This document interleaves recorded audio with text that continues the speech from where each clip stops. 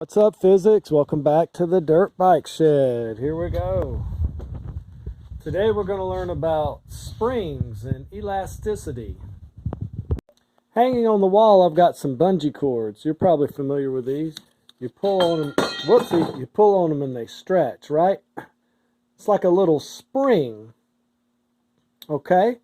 So we're going to be talking about elasticity and applying energy to elastic objects and how they react. Now, about the most classic elastic object we can use is a spring, right? See that little spring in there? I bet you've stretched a spring before. Springs are elastic, and all kinds of objects have springs in them. Most importantly, dirt bike shocks. Dirt bike shocks. There are springs in there. There are also springs on the back of dirt bikes. You'll see a really big spring right there. That's the rear shock. Look over there at Cab and Parker 65s. There's an orange spring right there. And another orange spring right there.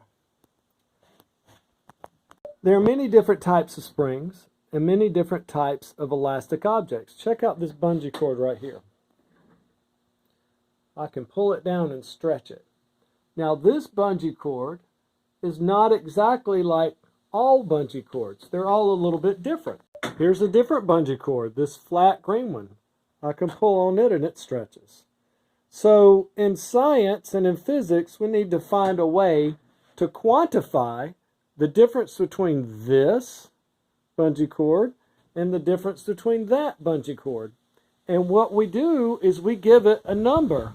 We give it a letter, and that letter is K, and K is known as the spring rate. Right here in the top of this little mouse, there's a spring as well. Look, for that to move up and down, there's got to be a spring. So there's even a spring rate for this mouse, okay? Now there's a super complicated, difficult formula that you have almost no chance of understanding. I'm going to write it down anyway. And the formula when we talk about springs and spring rates is F. Now, F is measured in newtons. F is equal to negative, and we give it a negative because we're pulling. We think about pulling on springs. K, that's the spring rate. X, that's the distance you pull it in meters. And that's it. I was joking. It's super easy. F is equal to negative Kx. It's so easy. All right.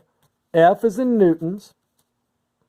X is in meters, right? That's in meters. So when we quantify what K is, we're going to get Newton meters or newtons per meter. Does that make sense? If we're solving this for K, we would say K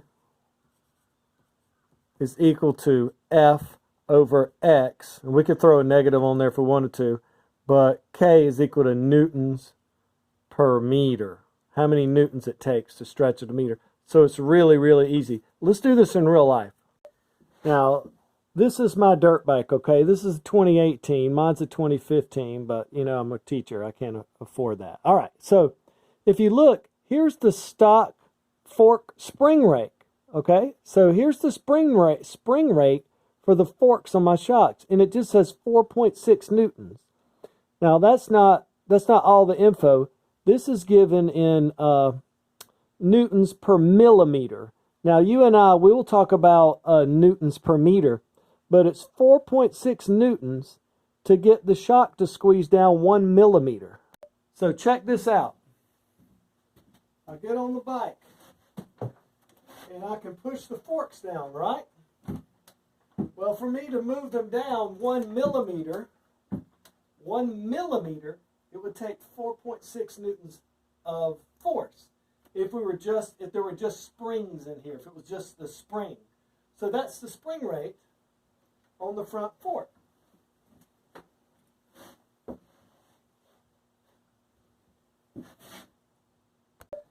Now, I've got this bungee here. See this yellow bungee?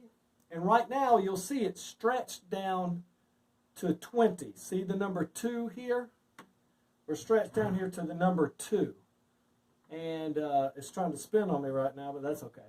So it's stretched down to the number 2, right? 20, we're at 20 centimeters, okay?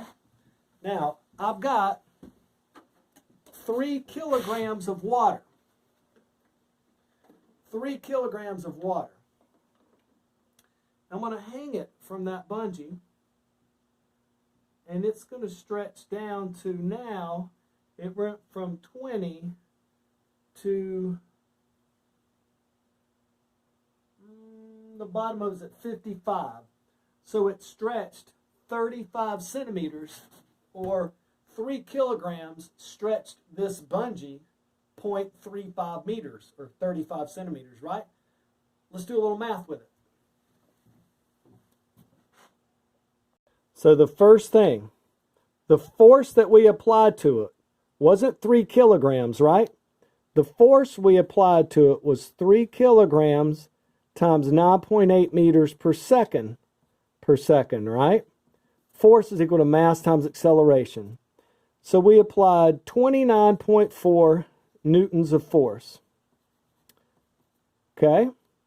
And we don't know the K. It's equal to negative K because we're stretching it, we're pulling it. That's why we use a negative number. And X, it stretched 0.35 meters. So we can get our calculator and we can solve for K. Bam, bam, 0.35, right? 29.4 newtons divided by 0.35 meters. So here we go. 29.4 divided by 0.35. And that gives us 84 newtons per meter.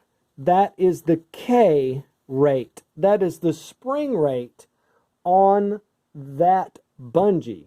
Now we're going to do a different bungee and you're going to do the math, okay? Okay, now I've got the green bungee, and the middle of the hook here is about a 26. I'm going to put 3 kilograms of mass on it, 3 kilograms, so 29.4 newtons.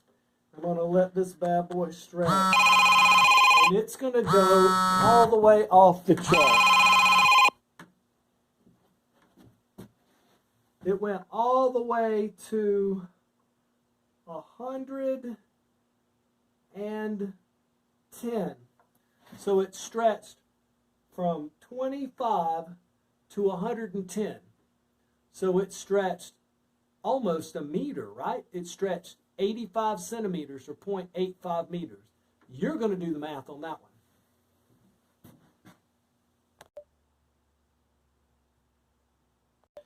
Okay, F equals negative KX. All right. So the force is 3 kilograms times 9.8 meters per second. So it's 29.4 newtons of force are applied to this spring. We don't know the K. The distance was 0.85 meters.